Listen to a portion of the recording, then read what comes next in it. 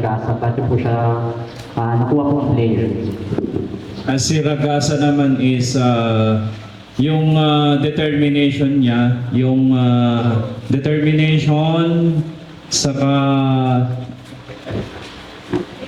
yung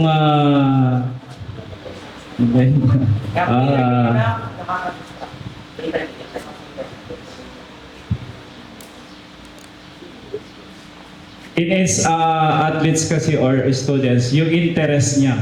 Interesado kasi sa archery. Kung may interest ka talaga sa archery, then walang imposible na mahasa yung talento mo dito sa archery. So ang isa sa mga qualification dito is yung interest at saka yung determination to become an archers. And then after that, yung focus mo, yung sabi natin practice makes perfect.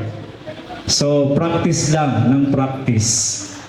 Yun yung kailangan natin dito. And if you have an opportunity to compete different tournaments, invitational tournaments, yun, yung mga possible na umangat yung ranking mo dito sa archery. Actually, meron din tayong qualification score or yung minimum standard score na i-meet natin to become as much as Olympian. Yes, so meron tayong organization kasi dito sa archery na World Archery Philippines. Sila yung nag-identify kung qualified tayo to compete in the higher level.